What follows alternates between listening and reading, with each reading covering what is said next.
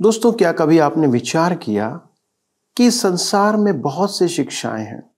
अच्छी शिक्षाएं भी हैं और गलत शिक्षाएं भी हैं। परंतु शिक्षा देने वाला, इन बातों को सिखाने वाला हमसे इस शिक्षा को देने के बाद क्या उम्मीद करता है? वो उम्मीद करता है कि हम उस शिक्षाओं पर चलते चले जाएं। एक माता पिता होने के नाते और परमेश्वर हमारा स्वर्गीय पिता होने के नाते जब वो अपनी शिक्षाएं हमें देता है तो वो हम पर भरोसा करता है, विश्वास करता है कि लोग या मेरे बच्चे उसको अपने जीवन का भाग बनाएंगे। परंतु यदि हम इसको अपने जीवन का भाग नहीं बनाते हैं और इससे दूर हो जाते हैं तो इसके परिणाम क्या होते हैं? आइए इसके परिणाम को जानने के लिए हमारे साथ इस अध्ययन में शामिल हो जाएं और जानें कि परमेश्वर इसके द्वारा हमसे क्या अपेक्षा करता है।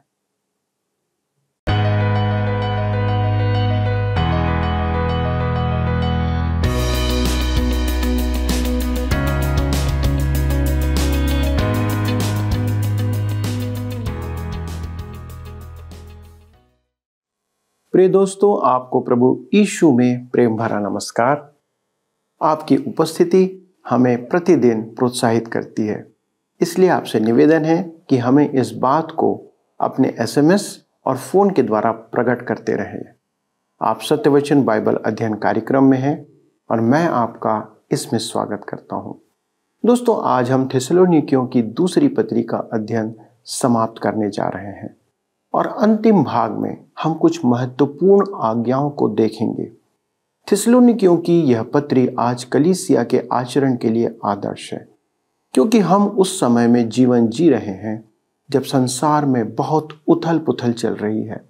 यह संसार समाप्ति की ओर बढ़ रहा है, जैसे कि वचन में हमने देखा है। हम निश्चित तौर पर कह सकते हैं कि हम अंत के समय में जीवन जी रहे हैं, पर परमेश्वर अपनी आज्ञाओं को हमें देकर हम पर केवल भरोसा ही करता है कि हम उसे माने और उसके अनुसार चलें, जैसा पौलुस आज इन विश्वासियों से कहता है। दोस्तों, परमेश्वर हम पर भरोसा करता है और हमें उसके भरोसे को बनाए रखना चाहिए। आइए हम उसी भरोसे के साथ परमेश्वर के वचन के अध्ययन में आगे बढ़ते हैं। मित्रों, आइए आज हम अपने अध्ययन में आगे बढ़ेंगे।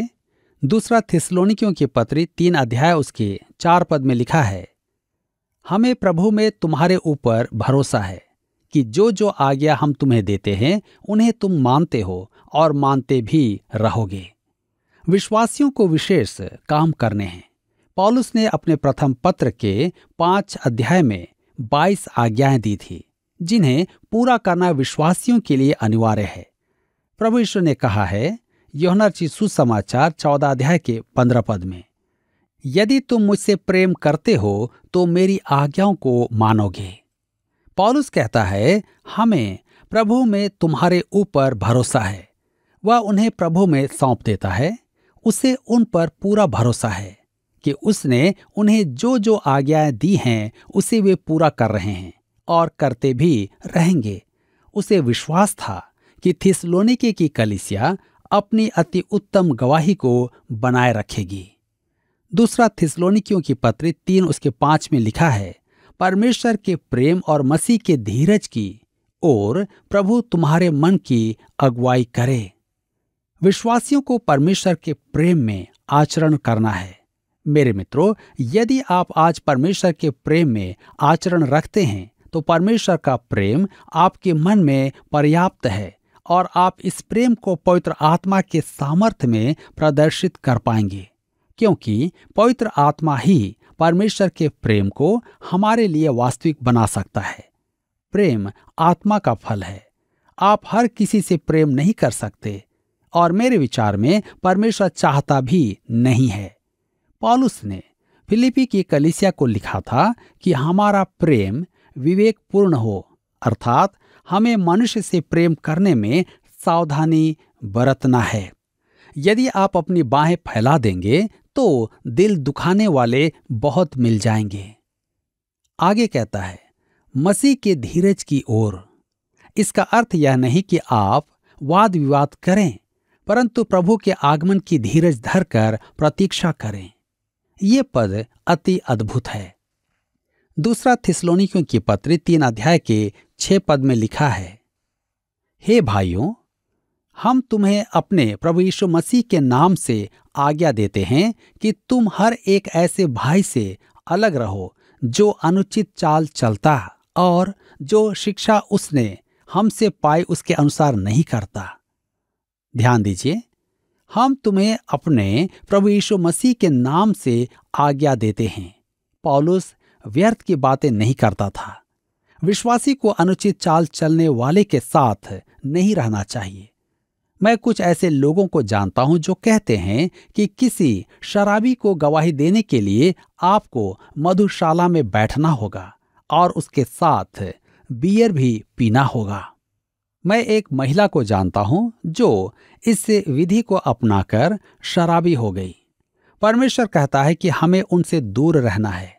हमें उन्हें गवाही तो देना है, परंतु उनके स्तर पर भाईचारा नहीं निभाना है। परमेश्वर स्पष्ट कहता है कि हमें किसका अनुसरण करना है।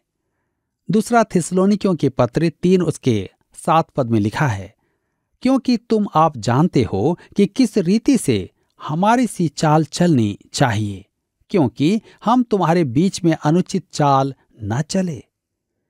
चोर चोर मौसेरे भाई, आप वैसे ही होंगे जैसी आपकी संगति होगी।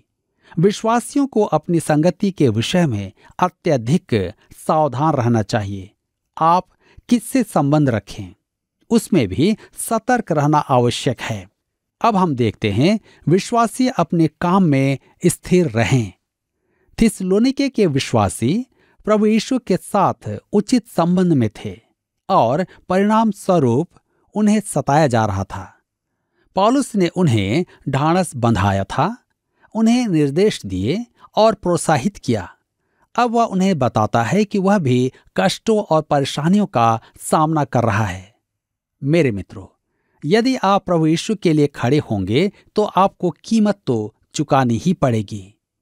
हमने देखा है कि विश्वासी को परमेश्वर के वचन में दृढ़ रहना है। फिर हमने यह भी देखा है कि एक विश्वासी का आचरण कैसा महत्वपूर्ण है और परमेश्वर के वचन पर आधारित होना चाहिए। अब हम विश्वासी के काम के विषय में देखेंगे। यह भी एक व्यवहारिक विषय है। ऐसे काम जिनके कारण परमेश्वर का वचन हमारे मन और जीवन में प्रवेश करे। आइए हम पढ़ें दूसरा थिस्सलुनीकियों के पत्र 3 के 8 पद। लिखा है, और किसी की रोटी मुफ्त में न खाई, पर परिश्रम और कष्ट से रात दिन काम धंधा करते थे कि तुम में से किसी पर भार ना हो। कहता है किसी की रोटी मुफ्त में ना खाई, उसने खाया तो चुकाया भी। तब कहता है परिश्रम और कष्ट से रात दिन काम धंधा करते थे कि तुम में से किसी पर भार ना हो। पौलुस अपने प्रचार कार्य के लिए किसी से वेतन नहीं लेता था। यह विशेष करके उसकी प्रथम प्रचार यात्रा के संबंध में था। जब वह किसी नगर में प्रचार करने जाता था तो वहां उसके लिए सराय या होटल में कमरा आरक्षित नहीं रखा जाता था। उसके लिए प्रेम भेंट नहीं ली जाती थी। उसे किसी प्रकार का आर्थिक सहयोग नहीं दिया जाता था। वह अपना खर्चा स्वयं उठाता था। उसने थिस्सलुनीके और कुरिन्थ की कलीसिया को यह बात सिखाई। कलीसियाओं की स्थापना करते समय वह अपना तंबू बनाने का काम करके खर्चा चलाता था।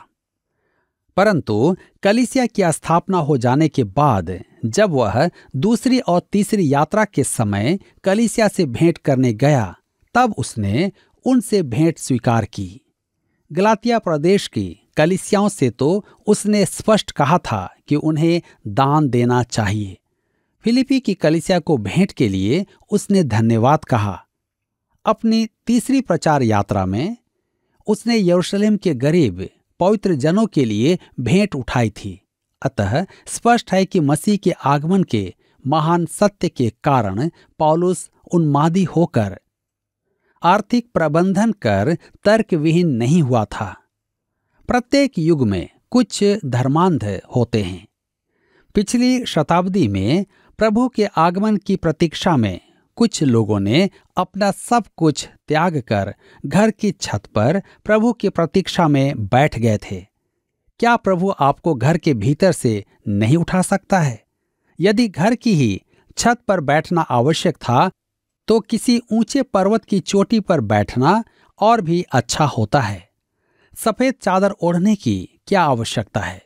मेरे विचार में तो प्रभु हमें उसकी उपस्थिति के योग्य वस्त्र पहना देगा। संपदा बेचने की क्या आवश्यकता है? क्या हम पैसा लेकर प्रभु के साथ जाएंगे?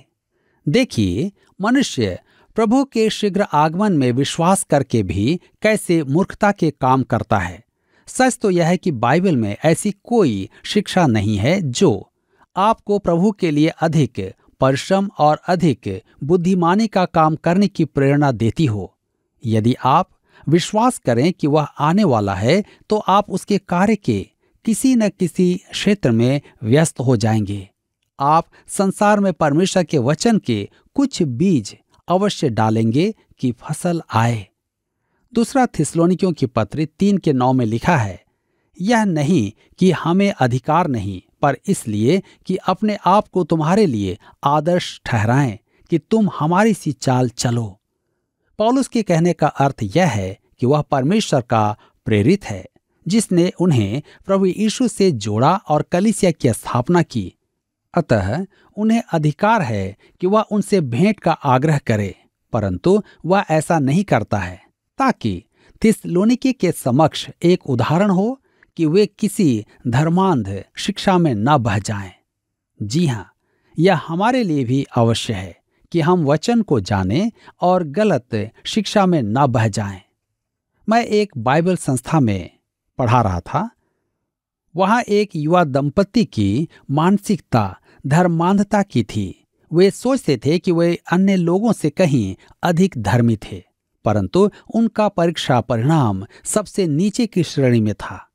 सच तो यह था कि वे वचन के विषय में अज्ञानी थे, जबकि वे दिखाते थे कि वे बहुत आत्मिक जन हैं।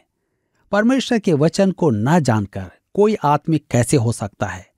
जब मैं कलीसियाई सेवा में प्रवेश कर चुका, तब वह आकर मुझसे बोले कि वे प्रचार क्षेत्र में जाना चाहते हैं। वे मेरी कलीसिया के सदस्य तो नहीं थे, परंतु आराधनाओं में आते थे। मैंने उनसे पूछा कि क्या उनके पास आर्थिक सहयोग की व्यवस्था है? उन्होंने कहा नहीं। मैंने उनसे पूछा, क्या आप लोग आर्थिक सहयोग के बिना सेवा कर पाएंगे? उन्होंने कहा, ओह, हम प्रभु में विश्वास करके आगे बढ़ेंगे। मैंने कहा, प्रभु पर विश्वास करना तो अति उत्तम बात है, परंतु आप सेवा क्षेत्र में प्रवेश करने के बाद उस पर भरोसा करें। इसकी अपेक्षा आप अभी उस पर भरोसा करके सेवा में प्रवेश करने से पूर्व आर्थिक सहयोग की प्रतीक्षा करें तो उचित होगा। आप किसी प्रतिष्ठित सेवा से जुड़कर सेवा क्यों नहीं करते? यदि प्रभु ने आपको सेवा में बुलाया है तो वह आपके लिए आर्थिक प्रबंध भी करेगा। वह आपकी आवश्यकताओं को किसी न किसी के मन का बोझ बनाएगा, जो आपको सहयोग तो देंगे ही, साथ ही आपके लिए प्रार्थना भी करेंगे। परंतु वे ऐसा नहीं करना चाहते थे। वे प्रभु पर भरोसा करके सेवा करना चाहते थे। अतः वे सेवा में लग गए। वहां जाकर वे अत्यधिक बीमार हो गए। उनके मित्रों ने पैसा इकट्ठा करके उनके घर लौटने का प्रबंध किया। घर लौटने के बाद उनमें तलाक हो गया। मुझे बताया गया कि उस महिला ने तो फिर से विवाह कर लिया और उसका पहला पति विश्वास से बिल्कुल भटक गया है। मुझे तो उसके विश्वास पर पहले ही से संदेह था। उनका सोचना मूर्खतापूर्ण एवं धर्मांध था। पौलुस सेवा कार्य को अत्यधिक व्यवहारिक बना रहा था। वह अपने हाथों के परिश्रम से आर्थिक सहयोग उत्पन्न करता था। वह थिस्सलुनीके की कलीसिया के लिए एक उदाहरण था। अगले पद में वह इस विषय पर चर्चा करता है। दूसरा थिस्सलुनीकियों की पत्री 3:10 में लिखा है, क्योंकि जब हम तुम्हारे यहाँ थे तब भी यह आज्ञा तुम्हें देते थे कि यदि कोई काम करना ना चाहे तो खाने भी ना पाए। प्रभु के आगमन की प्रतीक्षा करने वाला विश्वासी स्वप्नदर्शी नहीं होता, वह एक कर्मठ कार्यकर्ता होता है। काम नहीं तो खाना नहीं। पौलुस ने यह एक नियम बनाया था, यदि कोई काम न करे तो उसे भोजन ना दिया जाए। मेरे मित्रों, यह बड़ी विचित्र बात है कि लोग इस विषय में कैसे धर्मांध हो जाते हैं। मूडी बाइबल संस्थान के एक अधिकारी ने वर्षों पुरानी एक घटना सुनाई। 2 युवक एक कमरे में रहते थे। वे भी ढोंगी ही थे। वे सोचते थे कि वे पूरी तरह पवित्र हैं। एक दिन वे न तो नाश्ते पर, न दिन के भोजन पर और न रात के भोजन पर दिखाई दिए। तो इस अधिकारी ने जाकर उन्हें देखा कि क्या समस्या है। वे दोनों बैठकर आकाश को घूर रहे थे। उसने पूछा कि उनका स्वास्थ्य तो ठीक है। उन्होंने कहा, हाँ ठीक है। तो फिर वे भोजन के लिए क्यों नहीं आए? उन्होंने कहा, हम परमेश्वर पर भरोसा रखे हुए हैं कि वे आकर हमसे कहे कि हमें भोजन के लिए आना है या नहीं। अधिकारी ने पूछा, क्या तुम्हें भूख नहीं लगी है? उन्होंने स्वीकार किया कि वे भूखे थे। क्या यह एक चिन्ह नहीं कि परमेश्वर कहता है कि तुम्हें भोजन करना चाहिए? उन्होंने कहा, नहीं, हम विशेष प्रकाशन की प्रतीक्षा में हैं और जब तक हमें यह विशेष प्रकाशन प्राप्त नहीं होगा हम यहां से टलेंगे नहीं। उनके उस अधिकारी ने कहा, मेरे पास तुम्हारे लिए सुसमाचार है।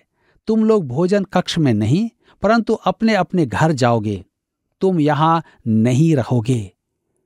धर्मांध के लिए यह स्थान नहीं है। आज हम भविष्यवाणियों के क्षेत्र में ऐसी धर्मांधता देखते हैं। यह बड़ी रोचक बात है कि यह पत्री अधिकतर भविष्यवाणी से संबंधित है और पौलुस इसकी व्यवहारिकता पर अधिक बल देता है। कलीसिया के लिए प्रभु के आगमन का महान सत्य व्यवहारिकता से पूर्ण है। भविष्यवाणी के बारे में धर्मांध होना एक बात है और उस भविष्यवाणी पर विश्वास करना अलग बात है। हमें इन दोनों को संयोजित करके यहाँ जीवन निर्वाह करना है कि यह सत्य व्यवहारिक एवं कार्यकारी हो। हमें प्रतीक्षा के साथ साथ काम भी करना है। एक महान गढ़ का रखवाला अपने एक आगंतुक को संपूर्ण क्षेत्र दिखा रहा था। वह क्षेत्र बहुत ही अच्छी तरह संभाला गया था। उसके बगीचे बहुत ही सुंदर थे। भोजन करते समय उस आगंतुक ने पूछा, आप इस जगह को इतना सुंदर बनाकर कैसे रखते हैं? रखवाले ने कहा, मैं स्वामी के आगमन की तैयारी में हूं। आगंतुक ने पूछा, क्या वह अगले सप्ताह आएगा? रखवाले ने उत्तर दिया, मैं यह तो नहीं जानता कि वह कब आएगा, परंतु मैं आज उसके आने की प्रतीक्षा में हूं। यद्यपि वह उस दिन तो नहीं आया, परंतु वह स्वामी के आने की प्रतीक्षा में था। वह रखवाला प्रवेश द्वार पर खड़ा अपने स्वामी के आने की प्रतीक्षा में नहीं था। वह अपने बगीचे के सौंदर्यकरण में व्यस्त उसके आगमन की प्रतीक्षा कर रहा था। वह व्यस्त था। पौलुस यही कह रहा है कि हम उसके आगमन की तैयारी में काम में जुट जाएं। आगे कहता है, कोई काम करना ना चाहे तो खाने भी ना पाए। थिस्सलुनीके की कलीसिया में धर्मांध थे जो सब कुछ छोड़कर केवल प्रभु के आगमन की प्रतीक्षा में बैठ गए थे। पौलुस कहता है, उन्हें खाना मत दो, उन्हें काम करने को कहो। दूसरा थिस्सलुनीकियों की पत्र 3:11 में लिखा है, हम सुनते हैं कि कुछ लोग तुम्हारे बीच में अनुचित चाल चलते हैं और कुछ काम नहीं करते पर दूसरों के काम में हाथ डाला करते हैं। परिस्थिति यही थी। कुछ लोग रचनात्मक कार्य नहीं करते थे। वे व्यस्त तो रहते थे परंतु परमेश्वर के वचन के प्रचार में उनका योगदान नहीं था। वे थिस्सलुनीके की कलीसिया में परेशानियां खड़ी कर रहे थे। एक मछली सारे तालाब को गंदा कर देती है, उसी प्रकार एक धर्मांध अनेक भक्तों पर बुरा प्रभाव डालता है। यही कारण है कि पौलुस ने उन्हें चेतावनी दी थी कि वे बुरी चाल चलने वाले से दूर रहें। मुझे पूरा विश्वास है कि पौलुस ने जब यह निर्देश दिया था तब उसके मन में इन्हीं लोगों का विचार रहा होगा। वे दीमकों के समान व्यस्त थे और थिस्सलुनीके की कलीसिया को हानि पहुंचा रहे थे। दूसरा थिस्सलुनीकियों की पत्री 3:12 में लिखा है, ऐसों को हम प्रभु यीशु मसीह में आज्ञा देते और समझाते हैं कि चुपचाप काम करके अपनी ही रोटी खाया करें। यह तो आत्मिक प्रतीत नहीं होता है, न ही यह थियोलॉजी संबंधित बात लगती है, परंतु यह निश्चित रूप से व्यवहारिक है। यदि ये व्यर्थ के बकवादी मनुष्य कलीसिया में शांत रहकर रचनात्मक काम करें तो कलीसिया की बहुत सी समस्याएं समाप्त हो जाएंगी। यह बड़ी रोचक बात है कि मेरी कलीसिया में सबसे अधिक परेशानी खड़ी करने वाला एक सदस्य था जिसका योगदान कलीसिया में बहुत कम था। मुझे यह बात संयोगवश ही पता चली थी। मेरा खजांची उसकी शिकायत कर रहा था कि वह बहुत अधिक परेशानी खड़ी कर रहा है। मैंने कहा कि शायद वह जानना चाहता है कि उसका पैसा कलीसिया में कैसे काम में आ रहा है। खजांची हंसकर बोला, वह वर्ष में केवल 10 रुपया ही देता है। मेरा विश्वास करें कि उसने हमें 10 रुपए से कहीं अधिक परेशानियां दी थी।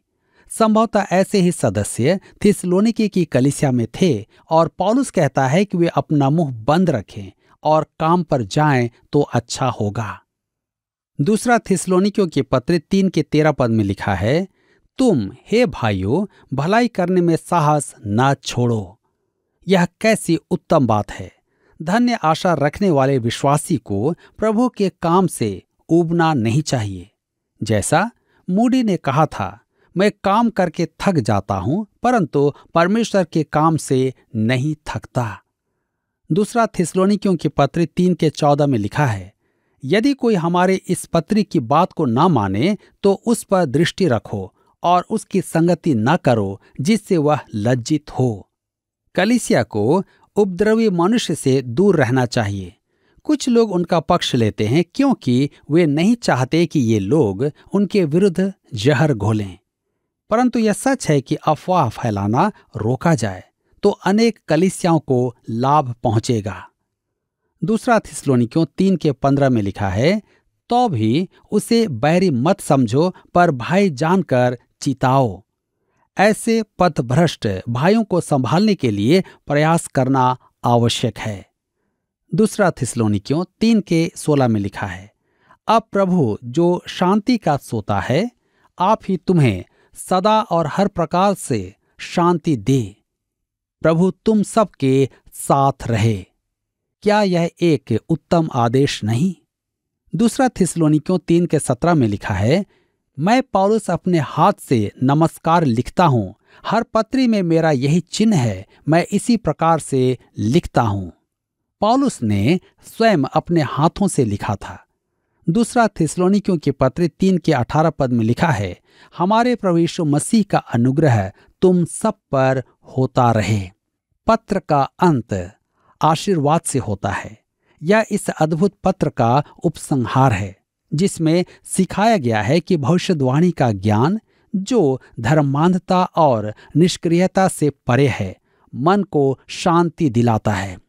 मेरे मित्रों, यहाँ पर इसी के साथ दूसरा थिस्सलुनीकियों की पत्री का अध्ययन समाप्त होता है और मुझे पूरा विश्वास है कि आप सब ने अवश्य ही इस पत्री के अध्ययन के द्वारा आत्मिक लाभ प्राप्त किया है। परमेश्वर आप सबको बहुतायत से आशीष दे। प्रिय मित्रों, आपने देखा कि परमेश्वर न केवल हम पर भरोसा करता है पर हमें दैनिक जीवन जीने के लिए निर्देश भी देता है। वचन कहता है कि हमें अनुचित चाल चलन के लोगों से दूर रहना है। क्यों? क्योंकि वचन में लिखा है कि बुरी संगति अच्छे चाल चलन को बिगाड़ देती है। कई बार हम सोचते हैं कि कोई भी हमें विश्वास से डिगा नहीं सकता। हम तो अपने विश्वास और जीवन में समझते हैं कि हम परिपक्व और अडिग हैं, पर हमारी संगति हमारे जीवन और आचरण को प्रभावित करती है। मित्रों, बहुत से लोग ऐसे ही अपने विश्वास से हट चुके हैं। इसलिए परमेश्वर हमें उनकी संगति से दूर रहने को कहता है, पर उन्हें समझाने से मना नहीं करता। आपको कलीसिया में 3 प्रकार के लोग मिलेंगे।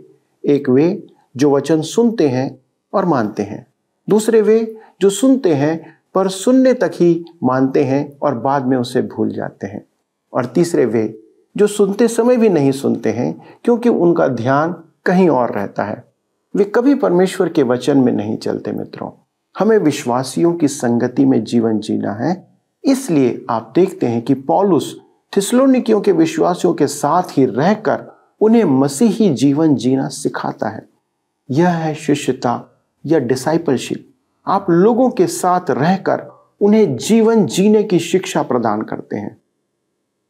यीशु मसीह ने भी अपने चेलों को ऐसे ही सिखाया था। दोस्तों, हमारी संगति बहुत महत्वपूर्ण है, इसलिए उस पर ध्यान दें। आज हमारा थिस्सलुनीकियों की दूसरी पत्री का अध्ययन समाप्त होता है। अगले प्रसारण में हम एक नई पुस्तक का अध्ययन आरंभ करेंगे, पर आपसे निवेदन है कि कृपया इस अध्ययन के संदर्भ में अपने विचार या जो कुछ आपने सीखा है प्लीज हमें लिखकर भेजें, ताकि हम जानें कि आपने कौन सी बातों को सीखा है। दोस्तों, प्रभु आपको आशीष दे और अपने वचन में सदा बढ़ाते चले जाए। आइए हम प्रार्थना करें। हमारे स्वर्गीय पिता, हम आपको धन्यवाद देते हैं कि आपने हमारी सहायता किया कि हम इस पत्री के अध्ययन को पूरा कर सकें, और अनेक बातें प्रभु आपने अपने दास के द्वारा हमें सिखाया है। प्रभु, अनुग्रह करना कि ये शिक्षाएं हमारे जीवन को परिवर्तित करें, हमारे जीवन को आपके निकटता में लाए, और हमारा जीवन ऐसा हो जो दूसरों के लिए आदर्श और मसीह के लिए महिमा का कारण ठहरे। पिता, धन्यवाद देते हैं कि आपने हमारे इन सारे दर्शकों की सहायता किया कि वे इस प्रसारण में हमारे साथ जुड़े रहे, और जो कुछ उन्होंने सीखा है प्रभु, हमारी प्रार्थना है कि उनके हृदय में वो बना रहे और बढ़ता चले जाए। उनके जीवन से दूसरों को आशीष प्रदान करें। हमारी प्रार्थना विशेष तौर पर हमारे सभी प्रचारक पास्टरों के लिए है, जो लोग प्रभु आपकी सेवा में हैं, जो समय असमय प्रभु अपने स्थानों में रहते हुए आपका वचन दूसरों के साथ बांटते हैं। प्रभु, उन्हें अपनी महिमा के लिए उपयोग करें और उनकी इस सेवा को आप आशीषित करें। धन्यवाद के साथ पिता, इस विनती को प्रभु यीशु क्रिस्ट के नाम से मांगते हैं, आमीन। मित्रों, जैसा मैं सदा कहता हूं कि आपके फोन, एसएमएस और पत्र का हमें सदा इंतजार रहता है, इसलिए प्लीज हमसे संपर्क करें, अपने विचार हमें लिख करके बताएं। अगले प्रसारण तक परमेश्वर के वचन पर चलते रहें और जो कुछ आपने सीखा है उसे अपने जीवन पर लागू करें। प्रभु आपको आशीष दे। आइए हम प्रश्न को देखें। पिछले प्रश्न का उत्तर है डी, हृदय की उमंग। प्रार्थना हर एक विश्वासी के लिए हृदय की उमंग है। आज के अध्ययन पर आधारित प्रश्न है, पौलुस ने अपनी किस प्रचार यात्रा के दौरान यरूशलेम के गरीब पवित्र जनों के लिए आर्थिक भेंट एकत्र की थी? ए पहली, बी दूसरी, सी तीसरी, डी चौथी। मित्रों, इस प्रश्न का उत्तर हमें कल सुबह 6 बजे से पहले विकल्प ए, बी, सी या डी के साथ अपना नाम, पता, स्थान के साथ 9651433397 पर एसएमएस या व्हाट्सएप करें। सभी विजेताओं को विशेष पुरस्कार प्रदान किए जाएंगे। धन्यवाद। क्या आपको यह कार्यक्रम पसंद आया? अभी हमें एक मिस कॉल करें और आप अगले विजेता हो सकते हैं।